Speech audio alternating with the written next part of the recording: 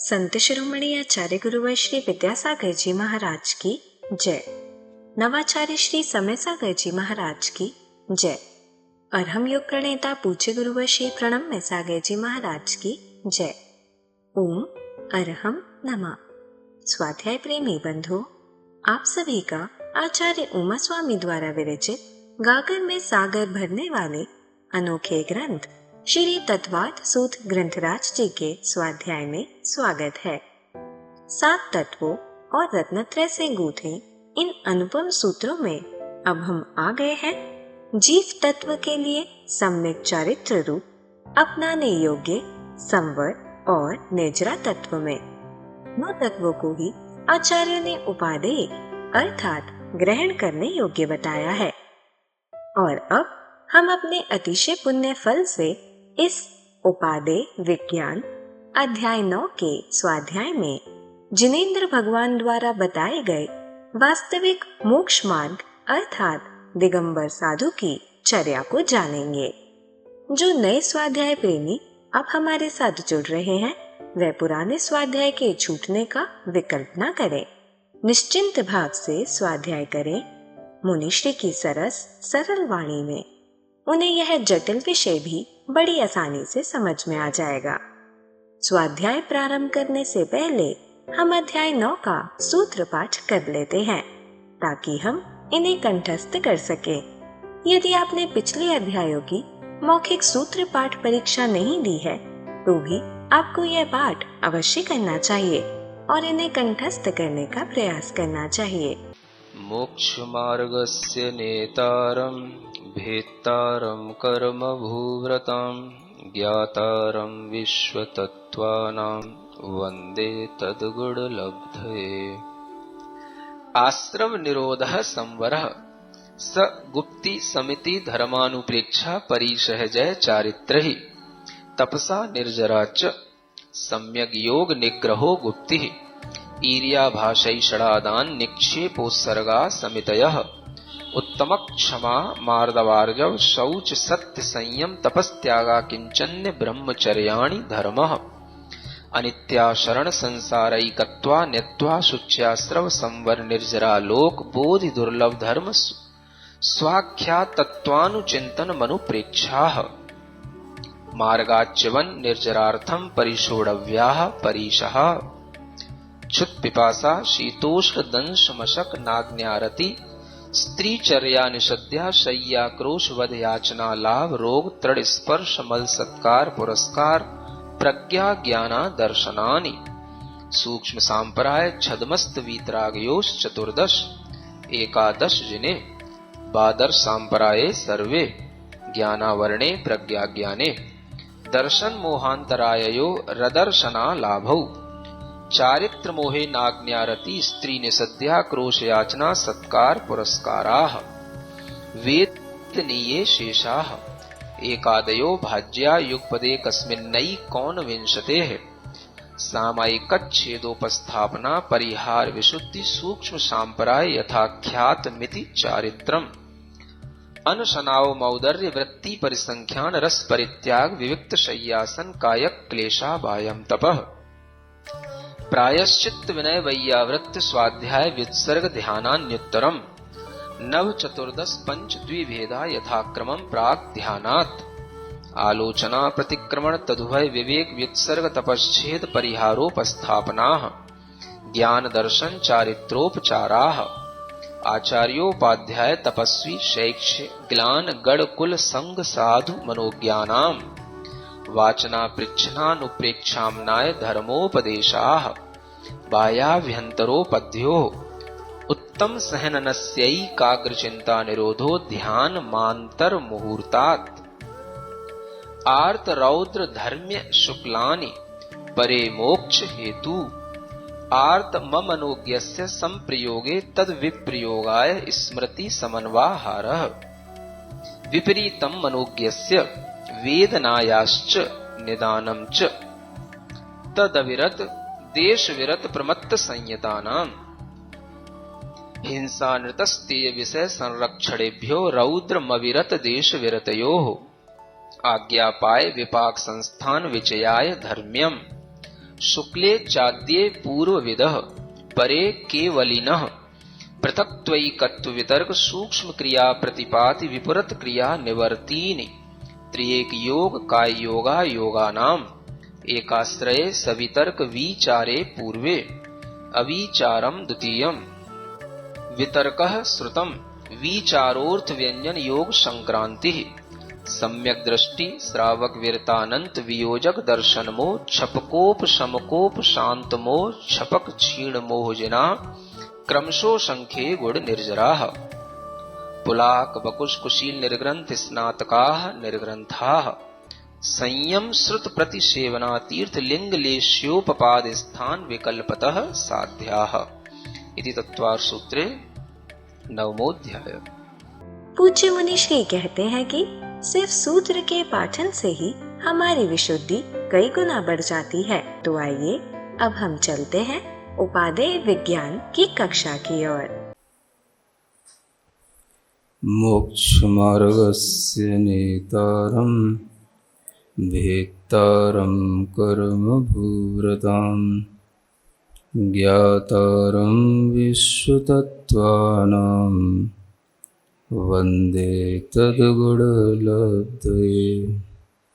देवादिदेव आदिम तीर्थंकर श्री ऋषभनाथ भगवान की, वर्तमान शासन नायक श्री वर्धमान महावीर भगवान की, परम पूज्य आचार्य गुरुवर श्री विद्यासागर जी महाराज जी की। तत्वार सूत्र ग्रंथराज के माध्यम से 9वें अध्याय में जो ध्यान का वर्णन चल रहा है उसमें आर्त ध्यान, रौद्र ध्यान, धर्म ध्यान का वर्णन होने के बाद में शुक्ल ध्यान का वर्णन प्रारंभ होता है। यह तो आप लोग जान चुके हैं कि धर्म ध्यान और शुक्ल ध्यान ही दो प्रशस्त शुभ ध्यान कहलाते हैं, जिनके माध्यम से जीव को मोक्ष की प्राप्ति होती है। शुक्ल ध्यान अत्यंत विशिष्ट ध्यान है, क्योंकि यह ध्यान उन्हीं जीवों के लिए संभव होता है जो मोक्ष के अत्यंत निकट होते हैं। इस ध्यान का फल ही सभी प्रकार के कर्मों का नाश करते हुए मोक्ष की प्राप्ति करना है, केवल ज्ञान आदि की प्राप्ति करना है। ऐसा यह जो शुक्ल ध्यान है, वह शुक्ल ध्यान केवल ध्यान ही अवस्था में होता है।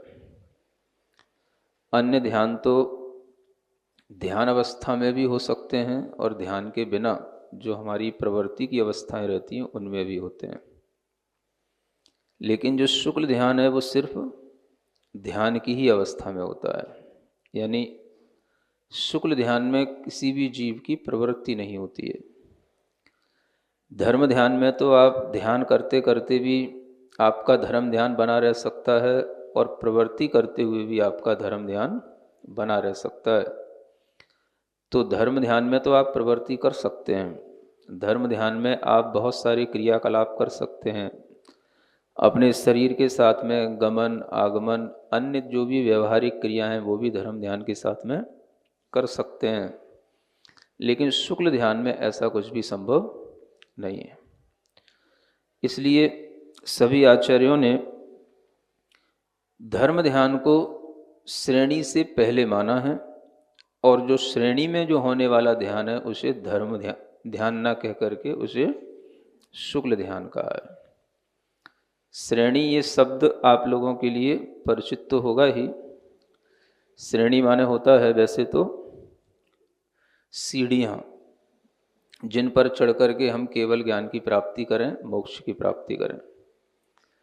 तो ऐसी जो सीढ़ियाँ हैं ये जो शुक्ल ध्यान के लिए ही कही गई हैं, और शुक्ल ध्यान में ही इस तरह की श्रेणियाँ बनती हैं। संसार में रहने वाले जीव के लिए जब धर्म ध्यान करते करते इतनी उसके अंदर विशुद्धि बढ़ जाती है कि वह शुक्ल ध्यान के उन्मुख होने लग जाता है, तो उस समय पर वह अपनी कसायों को, मोहनी कर्म को या तो पूर्णतया उपशमन करता हुआ आगे बढ़ता है या उनको क्षय करता हुआ आगे बढ़ता है। जब वह कषायों का उपशमन करता हुआ बढ़ता है तो उसे उपशम श्रेणी कहते हैं, और जब वही जीव कषायों का क्षय करता हुआ आगे बढ़ता है तो उसे क्षपक श्रेणी कहते हैं। उपशम श्रेणी और क्षपक श्रेणी का संबंध मोहिनी कर्म के ही उपशमन या क्षय से है, इसलिए इसका नाम पड़ जाता है उपशम श्रेणी और क्षपक श्रेणी।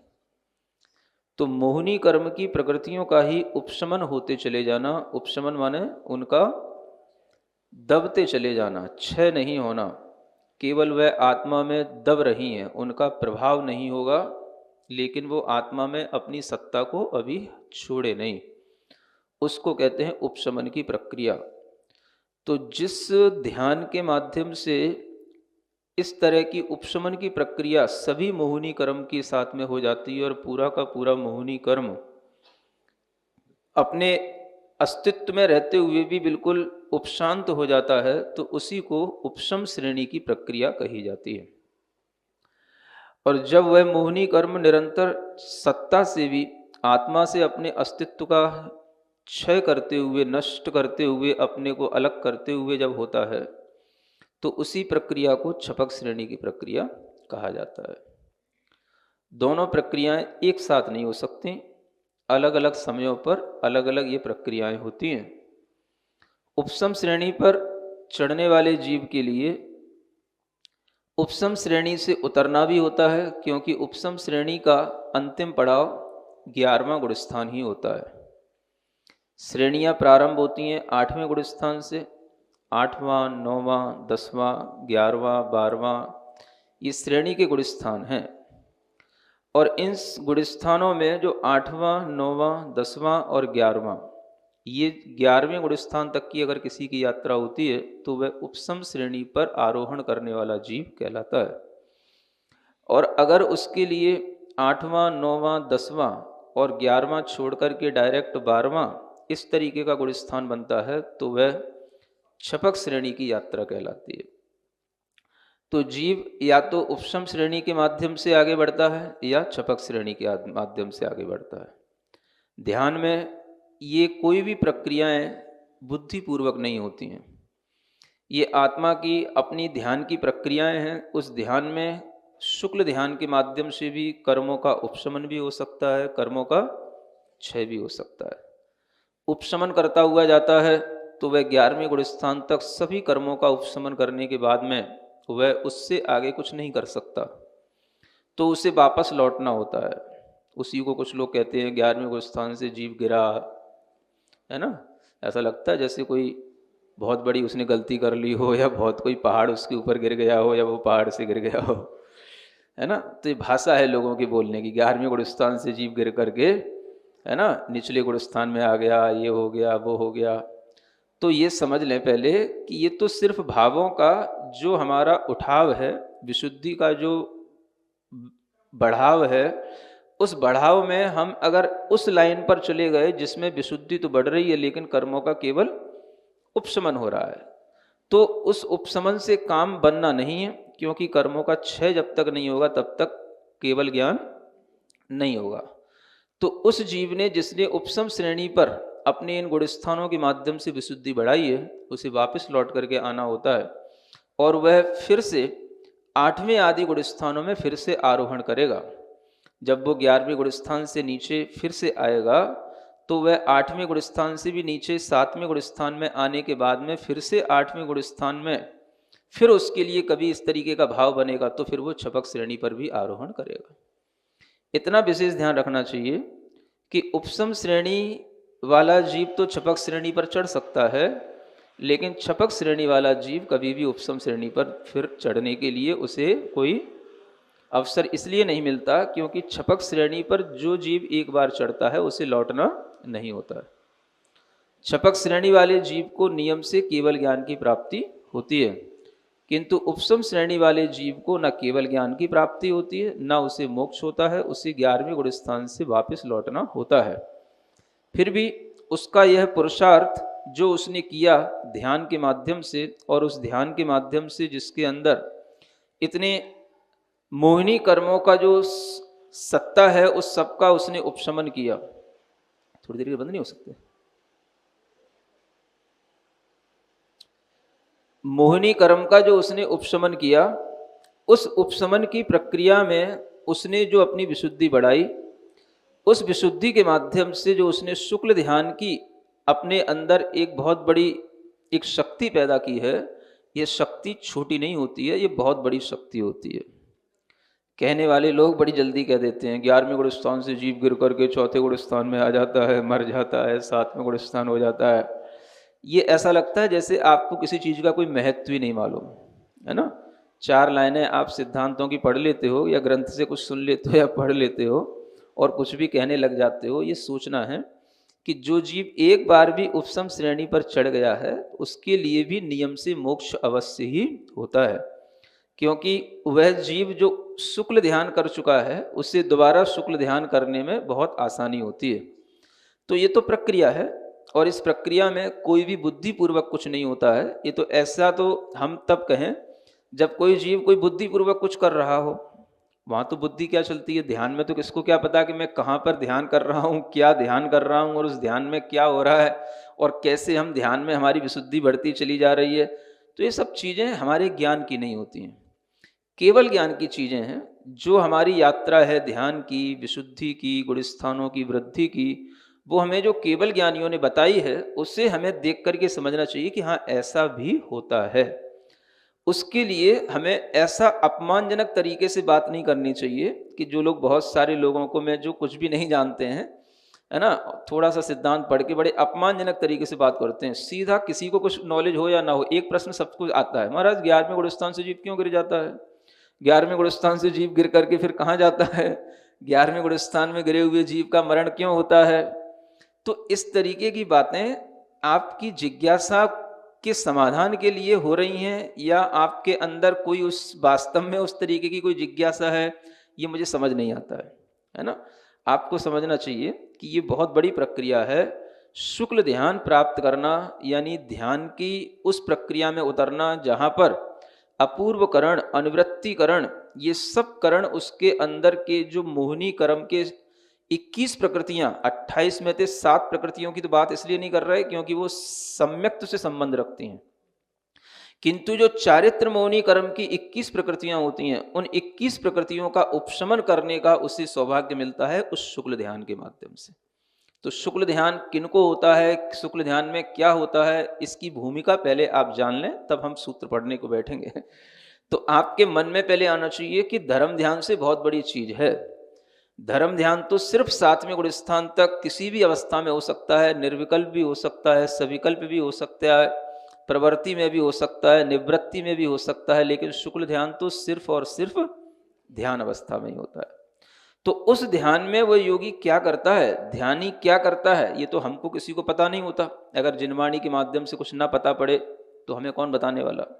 तो भगवान की वाणी से जो हमें मिला है हम उसको सिर्फ जाने, उसको महत्व के साथ में समझें, बहुमानता के साथ में उसको जानने के लिए अपने मन को बना के रखें कि जब वह 21 प्रकृतियों का उपशमन करता है तो वह उपशमन भी छोटी चीज नहीं है। जो उपशमन होने के बाद में जो उसकी आत्मा में चारित्र उत्पन्न होता है वो चारित्र, और क्षय होने के बाद में जो चारित्र उत्पन्न होता है वो चारित्र, दोनों का नाम एक ही है जिसका नाम है यथाख्यात चारित्र। तो इसका मतलब यह है कि दोनों को अपने आत्म स्वभाव की अनुभूति तो वैसे ही हो रही है जैसे 11वें गुण स्थान में हो रही है आत्म स्वभाव की अनुभूति, वैसे ही 12वें गुण स्थान में भी हो रही है। लेकिन कर्मों का एक जो खेल है वो अलग तरीके का चल रहा है। एक के कर्म उपशमित हैं, एक के कर्म बिल्कुल नष्ट हो गए हैं, उसमें से निकल ही गए। बस ऐसे समझ लो जैसे आपके गिलास में कोई मैला पानी है, अगर आपने उसकी मिट्टी को किसी भी तरीके से फिटकरी वगैरह के माध्यम से नीचे दबा दिया है तो ऊपर का पानी शुद्ध है, और एक ने जो है उस पानी को बिल्कुल ही साफ कर दिया, मिट्टी को भी उसमें से गिलास में से निकाल दिया, बस इतना सा अंतर रह गया, बाकी पानी की शुद्धता में तो कोई फर्क नहीं। ऐसे ही वह उपशम श्रेणी के जीव और छपक श्रेणी के जीव की विशुद्धि, उसके चारित्र में इतनी निर्मलता आती है कि उसे एक ही नाम दिया गया। तो हम ये समझ लें पहले कि शुक्ल ध्यान उन्हीं को होता है जो उपशम श्रेणी या छपक श्रेणी में आरोहण करने के लिए समर्थ होते हैं। और वो समर्थता किस में आती है, तो उसकी कुछ शर्तें यहाँ पर आपको बताई जा रही हैं। शुक्ले चाद्य पूर्वविदः, ये एक छोटा सा सूत्र आपको बताया गया। ये बताने के लिए है शुक्ले यानी शुक्ल ध्यान में योग्यता जो है वो भी शुक्ल ध्यान में कौन से, आद्य यानी ये द्विवचन का प्रयोग है, आदि के 2 शुक्ल ध्यान। शुक्ल ध्यान भी 4 प्रकार के हैं, समझ आ रहा है। एक संयोगी है कि आर्त ध्यान भी 4 प्रकार के हैं, रौद्र ध्यान भी 4 प्रकार के हैं, धर्म ध्यान भी 4 प्रकार के हैं और शुक्ल ध्यान भी 4 प्रकार के हैं, है ना। तो आदि के जो 2 शुक्ल ध्यान हैं जिनके नाम आगे बताए जाएंगे, वो शुक्ल ध्यान के स्वामी कौन है, तो यहाँ कहते हैं पूर्वविदः। पूर्वविद का मतलब होता है जो पूर्वगत जो शास्त्र हैं उनके जो वेत्ता हों, उनको जानने वाले हों, यानी पूर्व का ज्ञान रखने वाले जो श्रुत ज्ञानी होंगे उन्हीं के लिए यह शुक्ल ध्यान होगा। ये शर्त पहले आ गई, किसके साथ आ गई शर्त, ज्ञान के साथ आ गई। ज्ञान में भी कौन सा ज्ञान, श्रुत ज्ञान। शुक्ल ध्यान किनको होगा, जिनके पास में श्रुत ज्ञान बहुत अच्छा हो। तो श्रुत ज्ञान कितने रूपों में होता है, जो 12 अंग और 14 पूर्व ये जो शास्त्र हैं, ये श्रुत ज्ञान के ये वर्णन करने वाले श्रुत ज्ञान का विस्तार रूप द्रव्य श्रुत कहलाता है। क्या बोलते हैं इसको, द्रव्य श्रुत। माने जो गणधर परमेष्ठी के द्वारा शास्त्रों को 12 अंग और 14 पूर्वों में विभाजित किया गया है, उसमें पूर्व जो है अंगों से भी बड़ी चीज है। और इतना सारा का सारा ज्ञान उनको होना चाहिए, क्योंकि पूर्व का ज्ञान उनको होगा जिन्हें 12वें अंग से पहले के सब अंगों का ज्ञान हो चुका हो, क्योंकि 12वें अंग का ही एक भेद पूर्व आता है। तो 11 अंगों का पूरा ज्ञान होगा, 12 अंगों के भी पूर्वों में जो 14 पूर्व हैं उनमें से उन पूर्वों का उन्हें ज्ञान होना चाहिए, तब वो पूर्वविद कहलाएगा। तो यहाँ पर वो शर्त दी गई है जिससे इतना द्रव्य श्रुत नहीं मालूम, माने 12 अंग और 14 पूर्व का जिसको ज्ञान नहीं है वो कभी भी शुक्ल ध्यान नहीं कर सकता। इसका मतलब क्या हो गया, जिसे 12 अंग 14 पूर्वों का ज्ञान होगा वो तो श्रुत केवली हो गया। क्या हो गया, हाँ। तो केवल ज्ञान उन्हें ही प्राप्त होगा जिन्हें पूर्ण श्रुत हो, पहले पूरा श्रुत ज्ञान उनकी बुद्धि में हो, श्रुत केवली हो, उनके लिए श्रुत शुक्ल ध्यान होगा, उन्हीं के लिए केवल ज्ञान होगा। तो ध्यान के लिए ज्ञान की बहुत इतनी जरूरत है कि जब तक आपको ये द्रव्य श्रुत का ज्ञान नहीं होगा, आपका भाव कभी भी अपनी ही आत्मा के ध्यान में टिकेगा नहीं। यानी ये जो हम शास्त्र का ज्ञान ले रहे हैं, ये शास्त्र ज्ञान भी हमारे अंदर भावश्रुत ज्ञान पैदा करता है, और इसी भावश्रुत ज्ञान से हमारे अंदर ध्यान की एकाग्रता बनती है। अगर हमें इन शास्त्रों का कोई ज्ञान नहीं है तो हमारे अंदर ध्यान की कोई एकाग्रता बन ही नहीं सकती। और ये बात आप अच्छी तरह से समझ भी सकते हो, क्योंकि कल भी जो आपको धर्म ध्यान के 4 भेद बताए थे वो भी सब शास्त्र ज्ञान पर ही आधारित हैं। आज्ञा विषय धर्म ध्यान, समझ आ रहा है। आज्ञा किसकी, आपको कुछ पता तो हो कि भगवान ने क्या आज्ञा दी है, तो पता तो हो कितने द्रव्य बताए हैं, कितने तत्व बताए हैं। अपाय में क्या अपाय करोगे, जब तक आपको यही पता नहीं कि कौन सी गतियों में कितने दुख हैं और कौन सी गतियों में कहाँ जीव हैं, तो अपाय का चिंतन क्या करोगे। विपाक का क्या चिंतन करोगे जब आपको कोई कर्म की उदय उदीर्णा का कोई ज्ञान ही नहीं होगा, कर्म के अनुभव जीवों को कहाँ किस तरह से होते हैं, विपाक का क्या चिंतन करोगे। और संस्थान का चिंतन भी क्या करोगे जब आपको पूरा मध्य लोक का, द्वीप समुद्रों का, 3 लोक का अच्छा खासा ज्ञान ना हो। समझ आ रहा है। तो सारा का सारा धर्म ध्यान भी ज्ञान पर ही आधारित है। और शुक्ल ध्यान में भी यही स्थिति बन रही है, शुक्ल ध्यान में भी यही कंडीशन डाली जा रही है, पूर्वविद होना चाहिए, पूर्वों का ज्ञाता होना चाहिए। ओम अरहम नमः। तो चलिए आज की कक्षा की एक क्विक रिवीजन कर लेते हैं। ध्यान के प्रकरण में आज हमने जाना कि शुक्ल ध्यान उन्हीं जीवों को होता है जो मोक्ष के अत्यंत निकट होते हैं। इससे ही जीव सभी कर्मों का नाश करके केवल ज्ञान और मोक्ष प्राप्त करते हैं। यह केवल ध्यान अवस्था में ही होता है, यानी इसमें किसी भी तरह की प्रवृत्ति नहीं होती। जबकि धर्म ध्यान निवृत्ति के साथ साथ प्रवृत्ति में भी होता है। यह निर्विकल्प भी होता है और सविकल्प भी। इसीलिए श्रेणी से पहले धर्म ध्यान और श्रेणी में सिर्फ शुक्ल ध्यान होता है।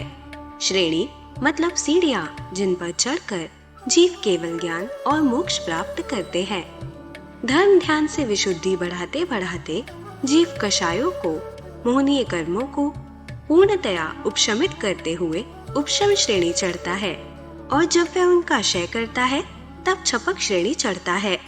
उपशम श्रेणी में मोहनीय कर्म का आत्मा में अस्तित्व तो रहता है, पर वह पूरा दब जाता है, उसका कोई प्रभाव नहीं होता। और छपक श्रेणी में आत्मा से उसका अस्तित्व ही नष्ट हो जाता है। ये दोनों प्रक्रियाएं कभी भी एक साथ नहीं होती। श्रेणियां 8वें गुण स्थान से प्रारंभ होकर 12वें गुण स्थान तक होती हैं। छपक 10वें से डायरेक्ट 12वें में पहुंचता है और फिर नियम से केवल ज्ञान प्राप्त कर लेता है। उपशम श्रेणी वाला जीव 10वें से 11वें गुण स्थान में जाता है और फिर वापस लौटता है।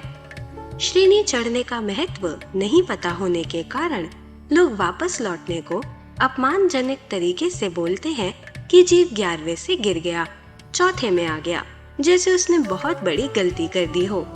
अपने पुरुषार्थ से मोह का उपशमन करके वह जीव इतनी विशुद्धि बढ़ा लेता है कि उसमें शुक्ल ध्यान की शक्ति पैदा हो जाती है। यह शुक्ल ध्यान बहुत बड़ी प्रक्रिया होती है।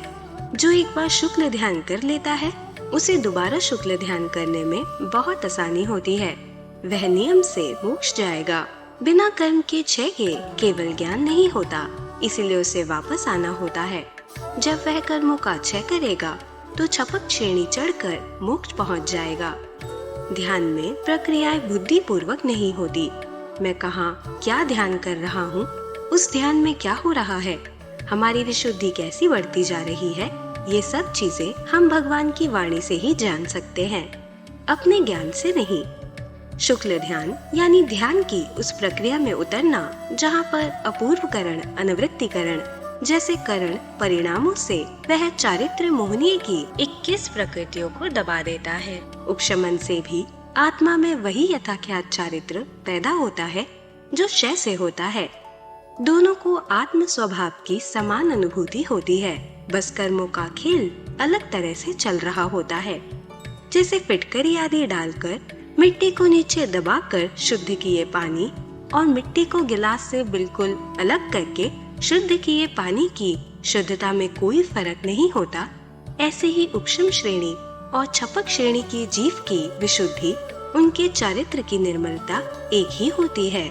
सूत्र 37 के अनुसार आद्य यानी शुरू के 2 शुक्ल ध्यान पूर्वविद यानी पूर्वगत शास्त्रों के वेत्ता को ही होते हैं। आर्त, रौद्र, धर्म और शुक्ल चारों ही ध्यान 4 प्रकार के होते हैं। शुद्ध ज्ञान का वर्णन करने वाले 12 अंग और 14 पूर्व द्रव्य शुद्ध कहलाते हैं। 12वें अंग के भेदों में पूर्व आते हैं। इन सब का पूर्ण ज्ञान शुद्ध केवली को ही होता है। 12 अंग और 14 पूर्वों के ज्ञाता शुद्ध केवली उपशम या छपक श्रेणी चढ़ने के लिए समर्थ होते हैं, इसीलिए उन्हें शुक्ल ध्यान हो सकता है। तो चलिए अब हम सभी जुड़वाणी स्तुति करेंगे और तत्पश्चात समय होगा आज के सवाल का। सिरिजिणवाणी जग कल्याणी जग जन मदतम मोहरी जणमण हारी गढ़हर हारी जम जरा भव रोग हरि तिथ्य राणम दिव्य झुणिम जो पढ़ई सुणई मय्ये धारई राणम सौख मणंतम धरिय सासद मोक्ष पदम पावई सासद मोक्ष पदम पावई। अब समय है आज के प्रतियोगिता प्रश्न में भाग लेकर आकर्षक पुरस्कार जीतने का। आप अपने फोन को QR कोड स्कैन करने के लिए तैयार रखें या दिए गए लिंक पर जाएं। आप अपना उत्तर चुनकर हमें कल शाम 5 बजे तक भेज सकते हैं। 3 भाग्यशाली विजेताओं को मिलेंगे आकर्षक पुरस्कार। विजेताओं का नाम इसी कार्यक्रम में हर रविवार को घोषित किया जाएगा। साथ ही सभी प्रश्नों के सही उत्तर भी बताए जाएंगे। आज का सवाल है, उपशम श्रेणी का अंतिम पड़ाव कौन सा गुण स्थान है? 8वां, 10वां, 11वां, 12वां।